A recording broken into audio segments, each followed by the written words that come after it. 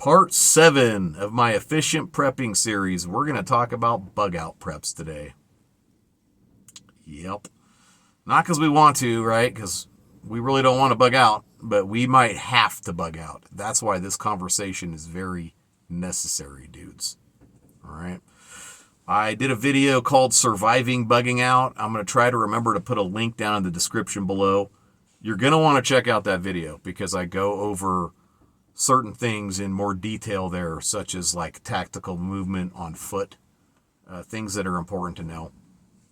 Okay, but this is mostly, again, like normal in my videos, it's going to cover the 80-20 of getting ready to bug out. Okay, 20% of what you do produces 80% of the results. So how can we take that, apply it to a possible bug out situation, and be as effective as possible?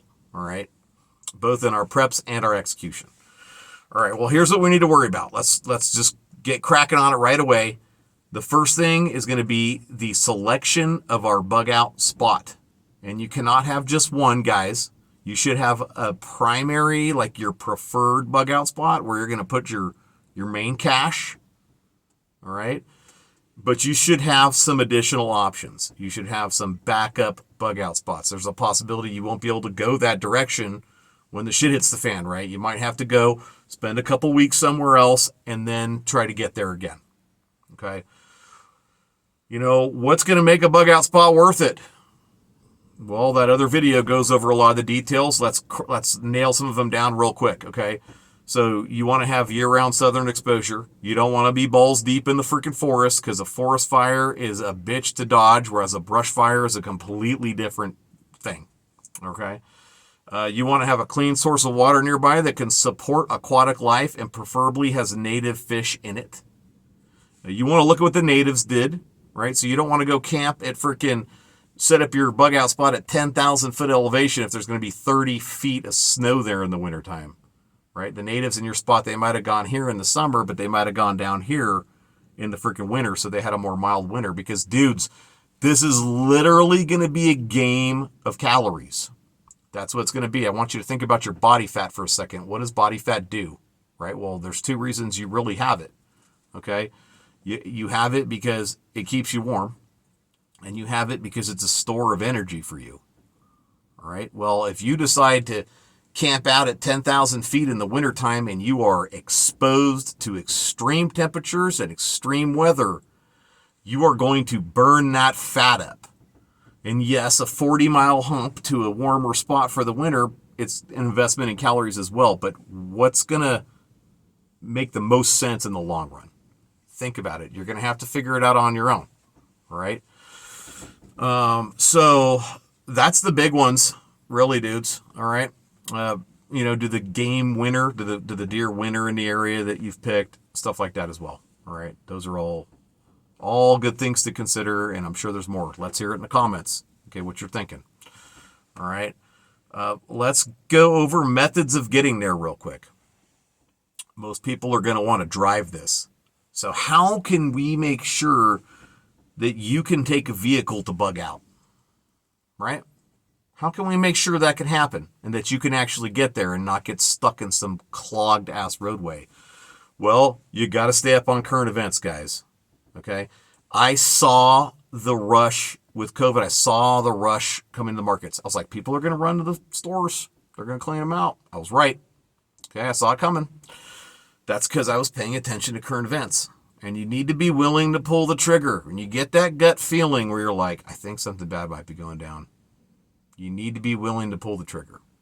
Okay, so beating the golden horde out of there, that's literally 20% that's going to produce 80% of the results for you. Very important, all right? What else can we do when it comes to vehicles? What else should we talk about? Well, you're going to want to keep your gas tank mostly full. Don't let it get below half. Make sure you have additional gas in your garage at home or on the side yard, right? You want to be able to pull your vehicle into a place like let's say you're about to bug out. You're like, I'm pulling the trigger. I'm out of here.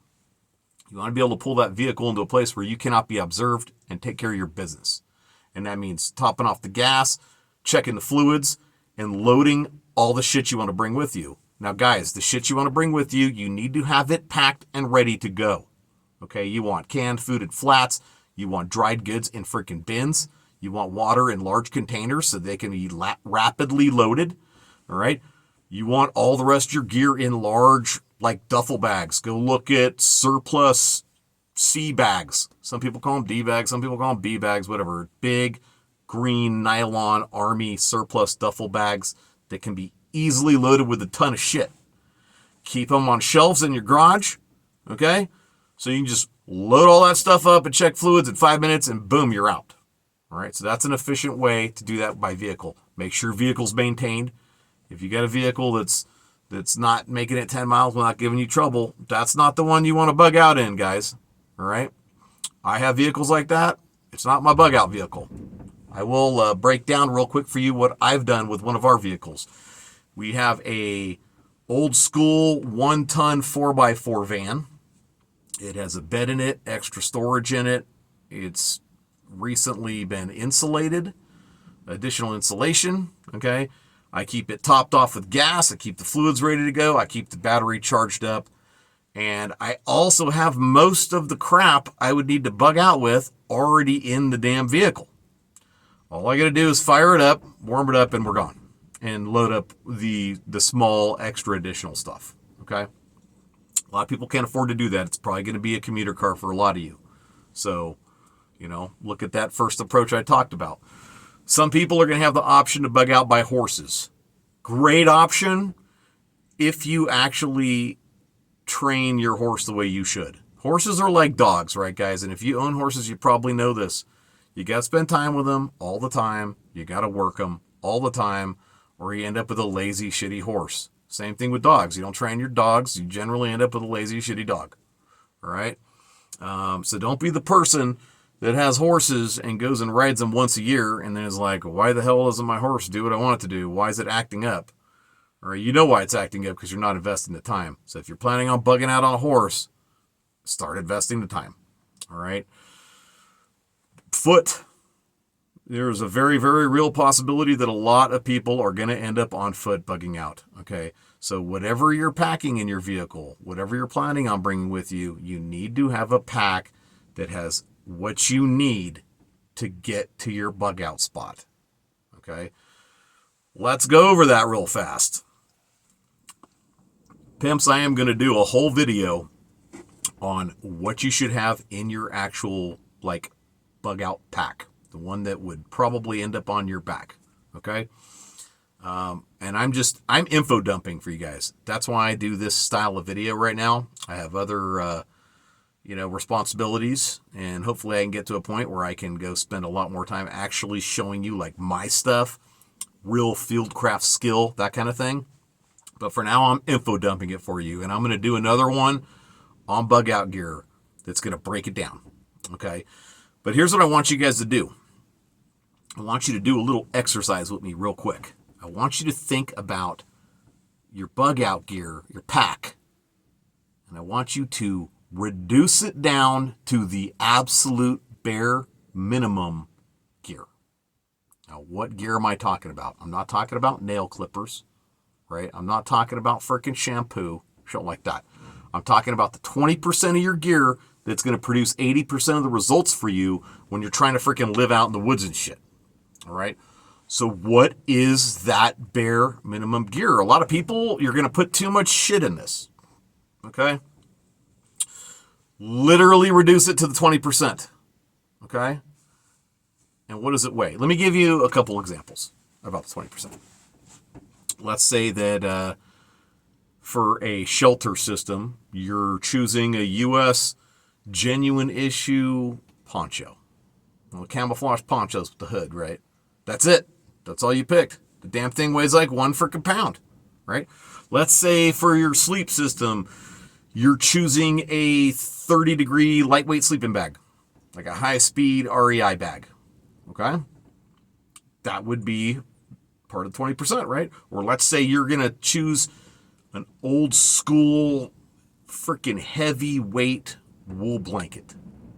That's part of the 20%. Okay, dude? So I want you to think about the 20% in all aspects when it comes to your fire making equipment, right?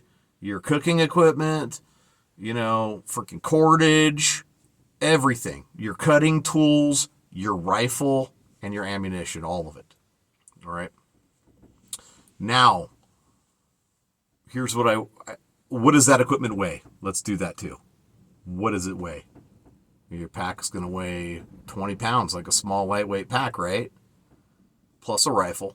Okay. And we're talking a minimal amount of ammunition in it, right? You might have to bring water. Your pack might be heavier. Okay. I'll tell you what, out here, I'm high desert. I don't need to pack water. All right. Some of you guys are like, what? No, I don't need to pack water. I know where all the water sources are around me. The natural water sources and man-made water sources, like canals. I know where they are. I can walk to them, and I know where they are so much that I know that I can make it between them without having to have a canteen on me. Okay? So, is canteen part of my 20% of my gear that's going to produce 80% of the results for me? Maybe, right? Depends on your situation. Some people live in like the Thousand Lakes area, man. Like, holy shit, a short walk, dude, and you got water, right? But think about it. What's your 20%? Okay, now, I want you to look at those items, and I want you to think redundancy. What you need to do is you need to double up on the massive majority of all of that stuff and sometimes triple up on it. I'm going to give you a quick little example of why, okay? Some of you have watched the Alone show. These pro survivalists and bushcrafters and stuff go out in the woods and try to freaking survive with a minimal amount of gear. They all get to pick like 3 items or something. I'm honestly not a fan of the show, dudes. I think it was season 1 I tried to watch or 2. And I got past the episode where one of the guys in the show, his name is Joe Robinette. He's a big bushcrafter. He's very well known on YouTube and stuff like that. He lost his fire steel. It was one of the pieces of gear he chose to bring. This was like day 2 or 3, and he quit the show as a result. He's like, I'm not going to be able to make fire out here. It's too wet. I'm quitting. Okay?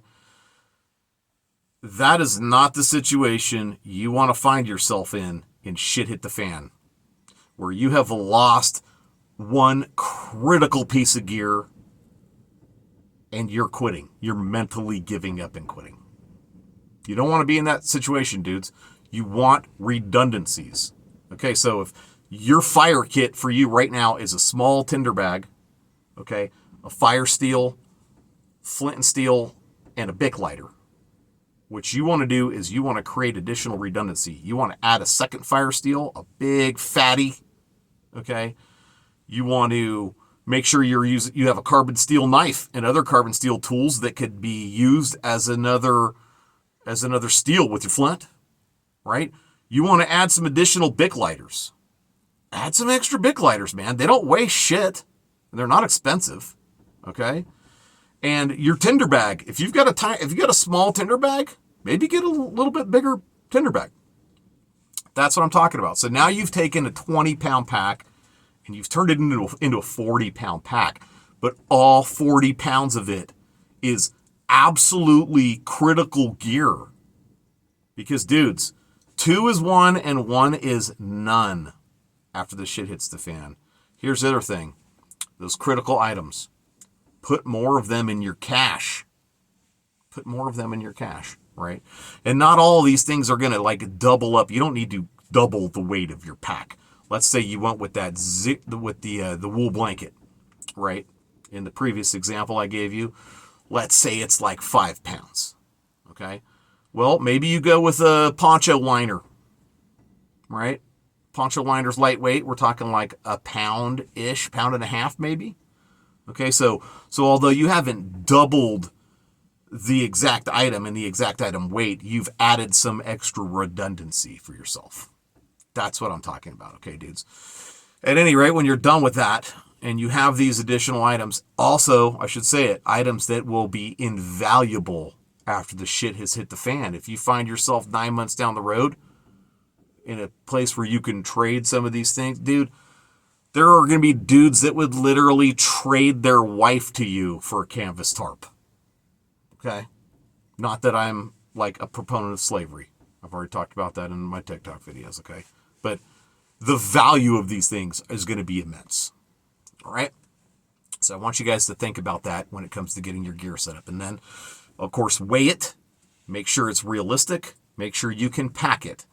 Now, generally, there's a couple ways. There's more than a couple ways to look at your pack options, guys, okay? But to just, like, be very general about it, you either want to carry a small pack that's fairly lightweight, and I think that's normally going to be the way to go to get to your primary shit hit the fan spot.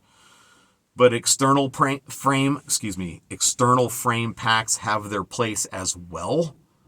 And especially if you end up being somebody who has to relocate throughout the year, right? Like the natives did, to live in an environment that's not so harsh in those harsh times of year, having an external frame pack is going to be a big deal. And yes, you can make them. You can construct them yourselves.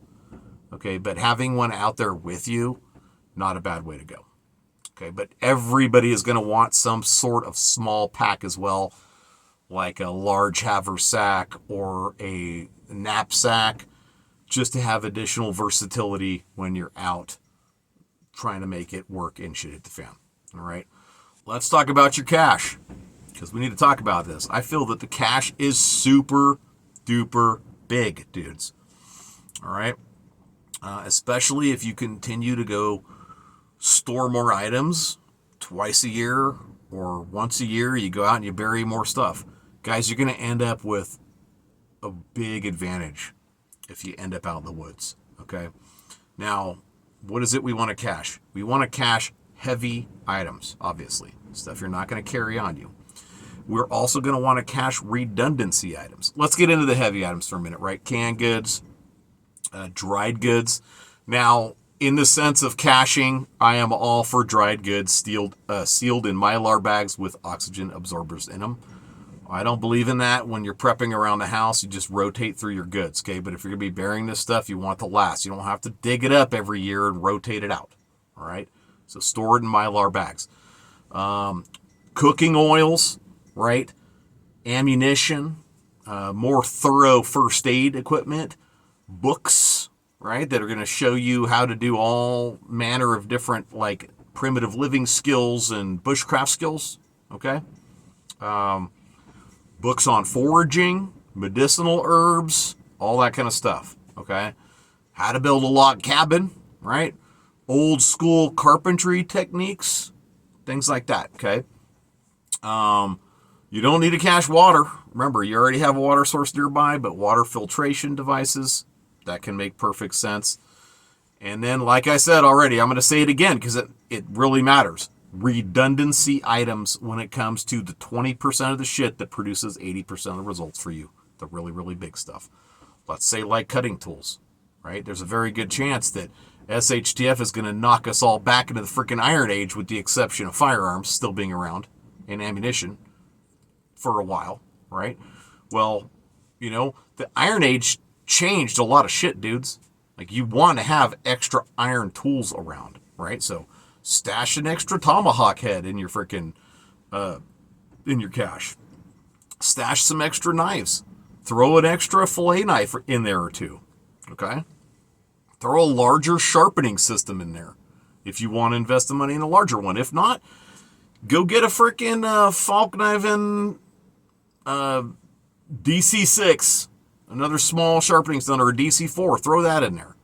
Okay, whatever you can afford to do, or even some cheap ceramic rods, even a cheap freaking sharpening device that come with a lot of cheap knives. Throw that shit in your cache, okay? I think that pretty much sums it up, dudes. I could obviously talk about this stuff forever. I'm going to show you guys how to cache in the future and get more into the contents as well as your actual bug out bag. But I hope you guys like this video, okay? Like, share, subscribe, comments down below, dudes. Help the algorithm out. Help this channel to grow. Help it to get there. So we need interaction, okay? And I'll see you guys in the comments. Check out my Patreon link in the description if you want to help support the channel or give me a tip for my content. That would really be appreciated down there. And the people on my Patreon are like my inner crew. They get additional videos. I talk about other stuff with them. I'm starting to do longer patron-only videos, so I'm pretty excited about where that's going to go. Okay? That's it. I'll see you all in the next video.